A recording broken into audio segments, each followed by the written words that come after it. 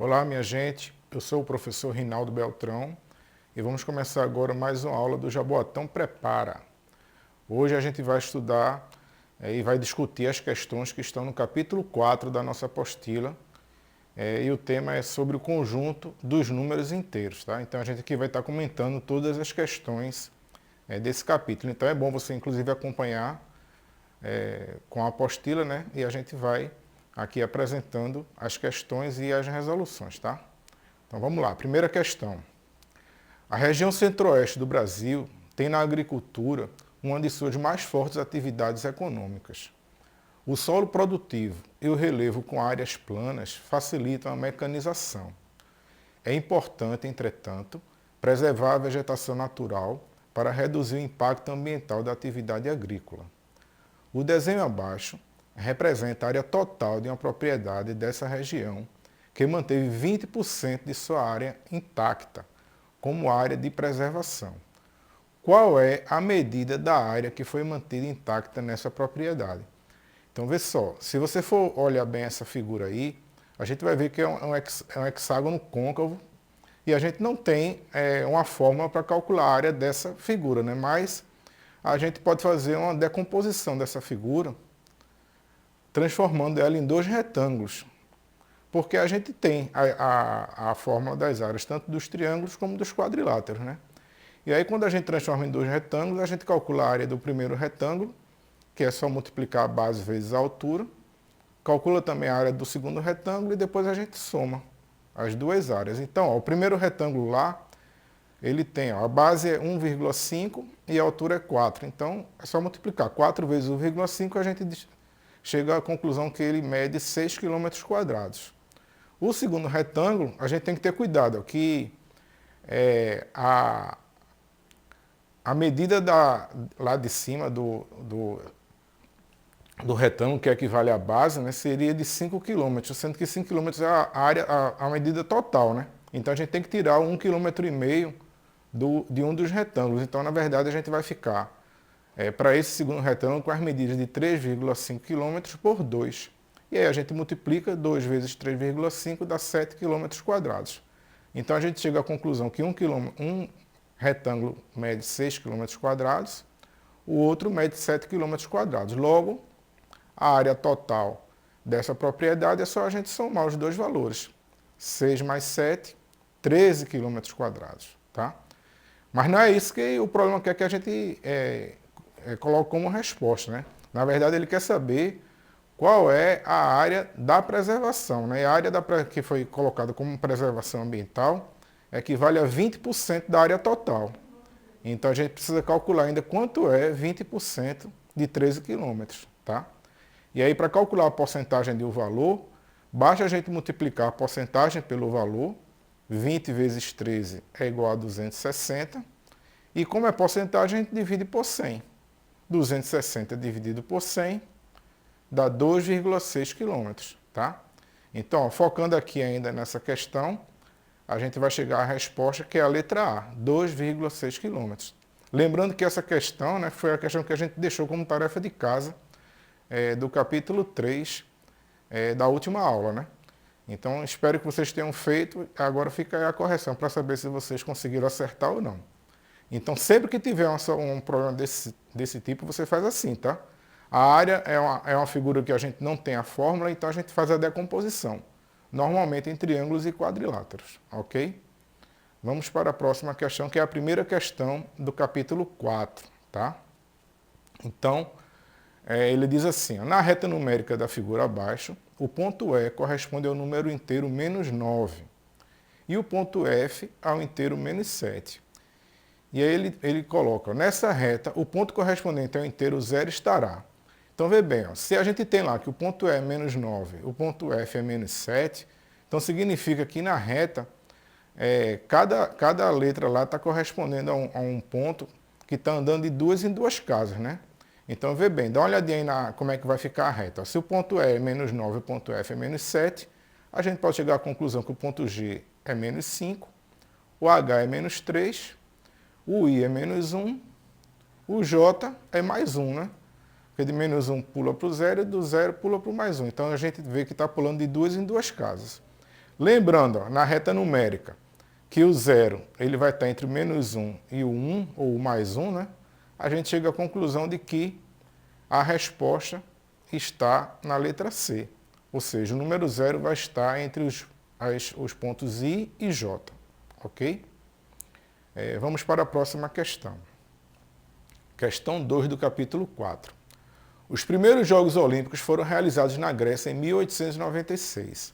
Dessa data em diante, os Jogos aconteceram de 4 em 4 anos regularmente. A reta numérica abaixo representa a linha do tempo, indicando os nomes dos países onde e quando foram realizados os Jogos abaixo. Então você vê aí que tem uma reta, onde os primeiros Jogos foram realizados na Grécia em 1896, depois na França em 1900. Os Estados Unidos ele não diz, né? Aí depois Inglaterra, 1908, Suécia, também está com interrogação, Alemanha e Bélgica. Se você observar direitinho, você vai ver que cada período que passa equivale a 4 anos, né? Ou seja, de 1896 para 1900, depois de 1916 lá na Alemanha para 1920 na Bélgica. Então a gente pode chegar à conclusão de que os Estados Unidos vai ser 4 anos depois da França, então vai ser 1904. A Inglaterra 1908, a Suécia vai ser 4 anos depois que a Inglaterra, então vai ser 1912. E aí quando ele fala assim, ó, de acordo com essa representação, em que anos foram realizados os Jogos Olímpicos nos Estados Unidos e na Suécia? A resposta vai ser a letra B, 1904 e 1912. Ok? Vamos agora para a próxima questão. Capítulo 4, questão 3. Observe a expressão numérica no quadro abaixo. Então tem uma expressão numérica aí.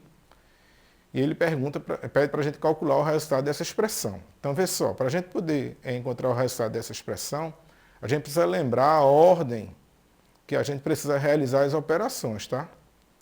Então, ó, se houver parênteses, né, a gente precisa começar pela operação que está dentro do parênteses, que é o que acontece aí, tá? Também tem algumas situações com colchetes e chaves, mas especificamente para essa situação aí, como a gente vê os parênteses, então a gente precisa começar com as operações que estão dentro do parênteses. Depois a gente faz as potências e a raiz.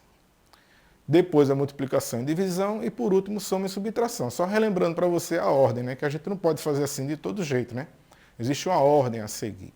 Então vamos lá, vamos resolver agora. Então eu tenho aí 2 vezes menos 10 menos 4, mais, aí entre parênteses, menos 3 elevado a 2. Então primeiro a gente vai resolver os parênteses. Então, ó, menos 10 com menos 4, eu tenho 2 números negativos que eu vou juntar, vai ficar menos 14, né? E eu tenho também menos 3 elevado a 2, com menos 13 está entre parênteses, então é uma potência onde a base é negativa e o expoente é par, então o resultado vai ser positivo. Então menos 3 elevado a 2 é 9. Então a minha operação fica 2 vezes menos 14 mais 9. Agora, 2 vezes menos 14 dá menos 28, né? Porque a gente multiplica os números e faz o joguinho de sinal, né? Então 2 vezes menos 14 é menos 28. Menos 28 com mais 9, a resposta é menos 19. Terceira questão, resposta é letra E. Ok? Vamos para a próxima questão. Questão 4. O produto de 3 números é 10.602.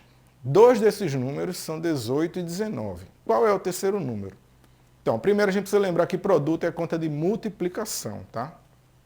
Então, se eu tenho um produto de 3 números e eu já conheço um, então eu vou armar essa expressão aqui, ó, 18 vezes 19, e o terceiro que eu não conheço, eu vou representar por uma letra, no caso, eu represento aí pela letra X. Então, 18 vezes 19 vezes X é igual a 10.602. E aí eu tenho a equação do primeiro grau, né? Eu posso multiplicar aqui 18 vezes 19, vai ser 342, então fica 342x igual a 10.602. E aí, isolando o x, né, a gente calculando o valor dele, o 342 que está multiplicando o x, ele vai para o segundo membro dividindo, e aí a gente coloca que x é igual a 10.602 dividido por 342, e o valor de x vai ser 31. Questão 4, a resposta está na letra B. Ok? Vamos para a próxima questão. Questão 5. Você tem um fluxogramazinho e ele pede para a gente, a partir do número de entrada, que é menos 16, e dando alguns comandos, a gente encontrar qual é o resultado na saída. Então tem menos 16. Então a primeira coisa que ele diz assim, divida por menos 4. Então o que é que eu vou fazer? Eu vou pegar menos 16 e dividir por menos 4. Então a gente divide os valores, 16 dividido por 4 é 4, e faz o jogo de sinal. Lembrando que esse jogo de sinal vale para multiplicação e divisão, tá? Negativo com negativo, o resultado é positivo. Então menos 16 dividido por menos 4, a resposta é mais 4. Agora o próximo comando, multiplique por menos 5. Então agora eu vou pegar mais 4 e vou multiplicar por menos 5. Novamente, eu multiplico os valores, 4 vezes 5 é 20, e faço o jogo de sinal. Positivo com negativo dá negativo. Então mais 4 vezes menos 5 é igual a menos 20. Próximo comando, some 8. Então eu tenho menos 20 e vou somar 8. Então, menos 20 com mais 8 é como se eu estivesse devendo R$20, agora eu vou pagar 8. Quem deve 20 e paga 8, fica devendo 12, né? Na soma e subtração algébrica dos números inteiros, a gente vai, quando os números têm sinais diferentes, a gente subtrai e dá o sinal do maior. Menos 20 com mais 8, menos 12. E aí o último comando é menos 12 subtrai 6. Então eu tenho menos 12 e vou subtrair 6. Menos 12 com menos 6. Novamente eu tenho aí, né, essa operação aditiva. Então menos 12 com menos 6, a gente junta os valores e repete o sinal. Então a resposta é menos 18, questão 5, letra B. Vamos para a próxima. Questão número 6. O estoque da vacina contra o vírus da gripe, o vírus influenza, de determinado posto de saúde é de 180 litros e será acondicionado em ampolas de 250 milímetros cúbicos cada uma. O número de ampolas que serão produzidas com o volume da vacina disponível no posto de saúde é... Olha só, queria chamar a atenção de vocês para a marquinha ali do IFPE, né, do Instituto Federal de Pernambuco. Significa que essa questão já caiu no vestibular do IFPE, né, uma questão importante, tá? E aí a gente vai resolver ela. Então eu tenho 180 litros de vacina para ser acondicionado em ampolas de 250 milímetros cúbicos. Então é uma coisa muito importante, tá? Não esqueça. Quando estamos trabalhando com unidades de medida diferentes, antes de calcular, nós precisamos unificar as unidades de medida, porque nesse problema nós temos aqui, ó, uma quantidade que está em litros, que vai ser acondicionada em ampolas que a medida da ampola é milímetro cúbico. Então a primeira coisa que eu preciso fazer é transformar ou litro para milímetro cúbico ou milímetro cúbico para litro, porque para poder a gente calcular, a gente tem que estar na mesma unidade de medida. Eu acho sempre mais fácil a gente sempre colocar na unidade de medida menor, tá? Facilita mais as contas, porque a gente não vai ter muitos números decimais, muitas casas decimais, números com vírgula, etc. Então, vamos dar só uma relembrada como é que funciona essa questão dessa ordem, dessas grandezas, dessas unidades de medida. Então, veja só, dá uma olhadinha aí na tela. Eu tenho aí as unidades de volume, né, que é a unidade básica, é o metro cúbico. Os múltiplos é quilômetro cúbico, hectômetro cúbico e decâmetro cúbico. E os submúltiplos, decímetro cúbico, centímetro cúbico e milímetro cúbico. Lembrando que como a gente está falando aqui em uma dimensão 3, então sempre que eu passo de uma unidade de medida para outra, eu tenho que ou multiplicar por 1000, se eu for passar de uma maior para uma menor, ou então dividir por 1000, tá? E uma coisa importante é que a gente precisa estar ligado aí, ó, que 1 decímetro cúbico equivale a 1 litro, tá?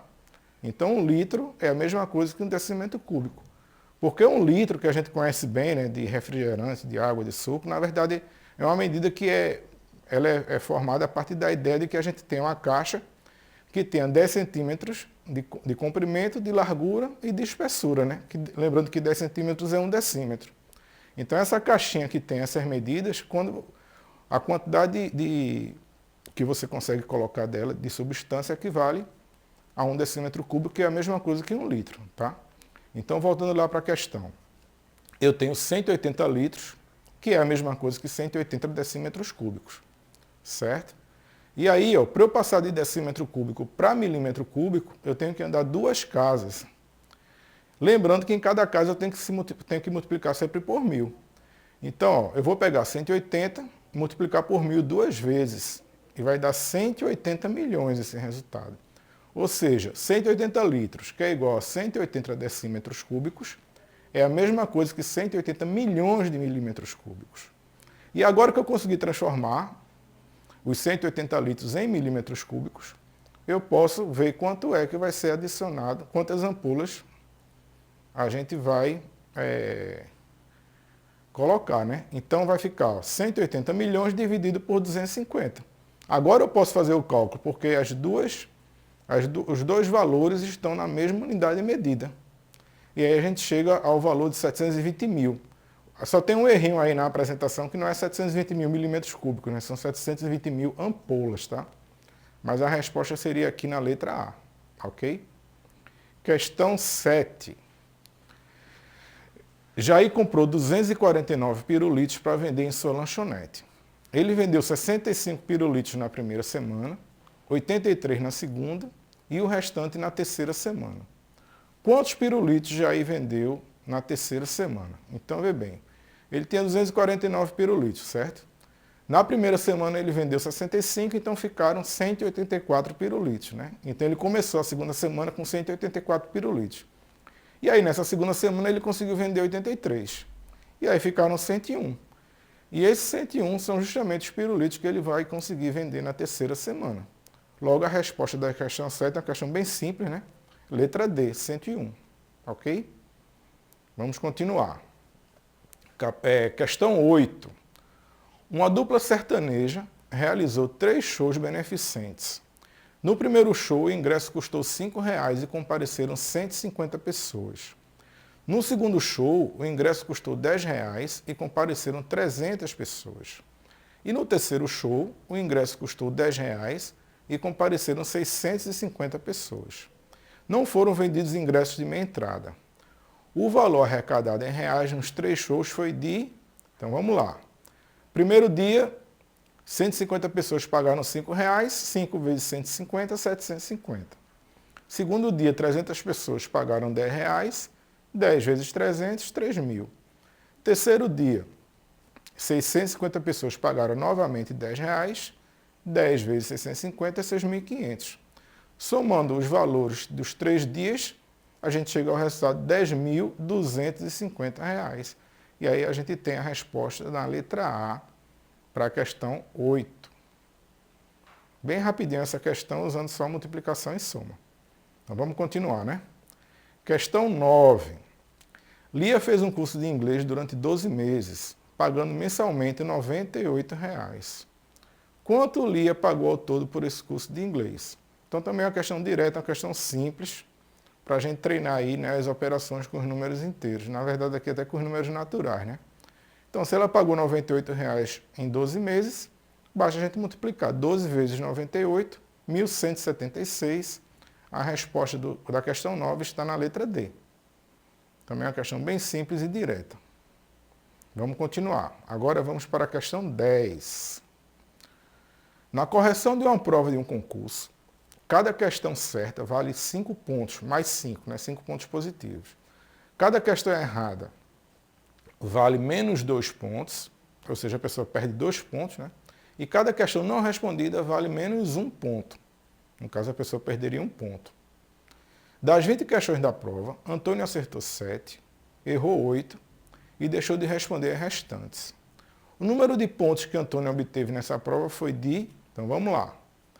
Questões certas. Ele acertou 7 questões. Como cada questão valia 5 pontos positivos, então a gente faz 7 vezes mais 5, ou 7 vezes 5, né? Um número positivo, você não é obrigado a botar o sinal. E a resposta seria 35 pontos. Então ele conseguiu 35 pontos positivos pelas questões que ele acertou. As questões erradas foram 8. E cada questão errada ele perde 2 pontos, ou seja, seriam 2 pontos negativos. Então a gente faz 8 vezes menos 2 igual a menos 16. Ou seja, essas questões erradas deu a ele 16 pontos negativos. E as questões que ele não respondeu, ele não fala, né? Mas aí a gente chega à conclusão de que se haviam 20 questões, ele acertou 7, errou 8, né? 7 com 8 dá 15. Então a gente chega à conclusão, né? Pela lógica, que ele deixou de responder 5 questões. E cada questão não respondida ele perde um ponto. Então seria 5 vezes menos 1 igual a menos 5. Então ele conseguiu 35 pontos positivos pelas certas, 16 pontos negativos pelas erradas e 5 pontos negativos pelas não respondidas. E para saber quantos pontos ele conseguiu, é só a gente fazer essa operação aí. Mais 35 com menos 16 com menos 5. O resultado vai ser 14. Ou seja, ele conseguiu 14 pontos nessa prova desse concurso. A resposta na letra A. Ok? Vamos para a próxima questão. Questão 11. Os termômetros abaixo indicam as temperaturas registradas em um mesmo dia em duas cidades brasileiras. Qual é a diferença de temperatura entre essas duas cidades? Lembrando que, olha, quando a gente está falando de matemática, a diferença a gente vai ter que fazer a operação de subtração, tá? Mas a gente pode fazer uma comparação aqui para facilitar a gente chegar à resposta correta. Então, vê bem, ó. Vamos fazer uma comparação dos dois termômetros, o de Curitiba e o de Fortaleza. Então, a gente tem aqui, ó, eu passei esse tracinho aí vermelho, onde tem a temperatura de Curitiba em cima, que ela está marcando menos 5 graus, né? E a de Fortaleza está marcando 35. Então, marquei esse primeiro traço aí, que seria a temperatura de Curitiba, para a gente ver em Fortaleza qual seria a equivalência. É a mesma coisa que eu vou fazer com o de Fortaleza. E aí, na verdade, a gente precisa calcular essa diferença aí, né? Entre a temperatura de Curitiba, que seria esse tracinho mais à esquerda, e a temperatura de Fortaleza, que é esse traço mais à direita. Se você observar o intervalo desse termômetro, você vai ver que cada intervalozinho desse equivale a 5 graus, né? E se você contar direitinho, você vai ver que tem 8 intervalos. Ó. Tem esse primeiro intervalo que vai de menos 5 a 0, depois tem mais um outro intervalo que vai de 0 a 5, outro que vai de 5 a 10. Se você contar aí na sua apostila, você vai ver que são 8 intervalos. Então, por aqui a gente já tem como chegar à solução.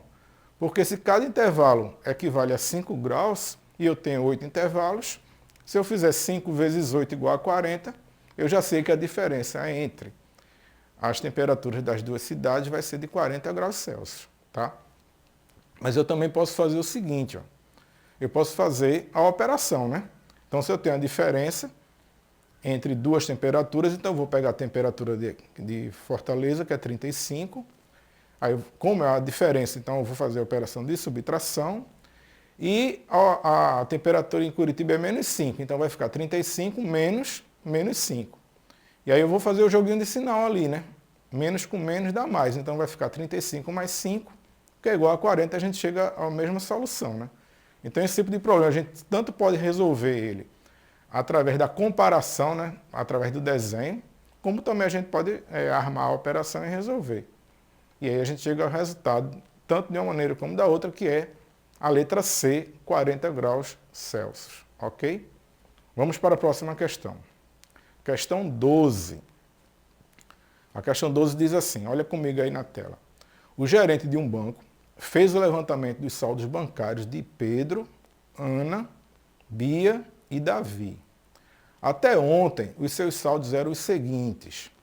Pedro tinha menos R$450, Ana tinha menos R$250, Bia tinha R$550, Davi tinha menos R$300 e Luísa tinha menos R$480.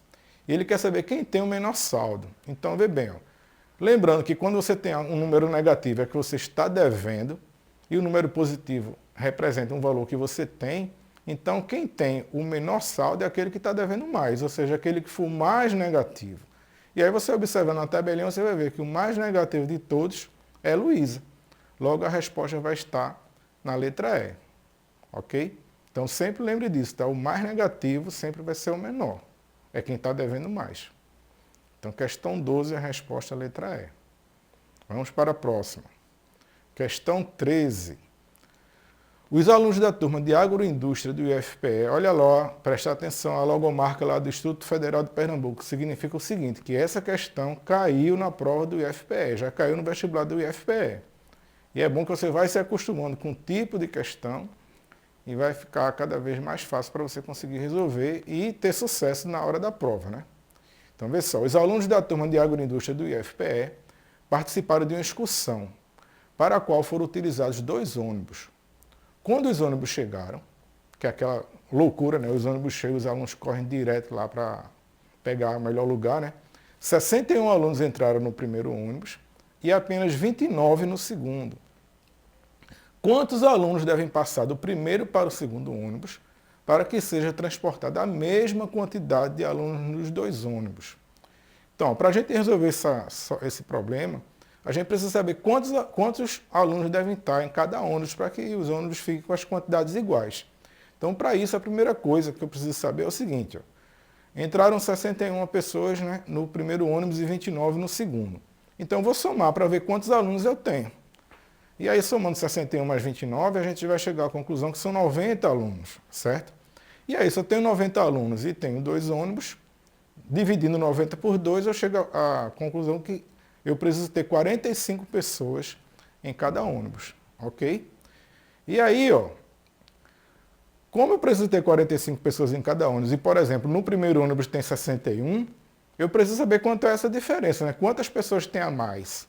E aí, eu fazendo 61 menos 45, eu descubro que tem 16 pessoas a mais nesse primeiro ônibus. Então, o que é que a gente vai fazer?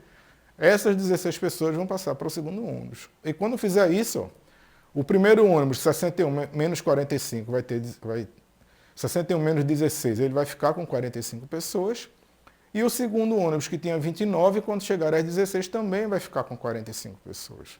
E aí a pergunta, né, que é importante, né? Quantos alunos precisam passar, né, de um ônibus para outro para poder ficar a quantidade igual? A resposta letra C, 16. Certo?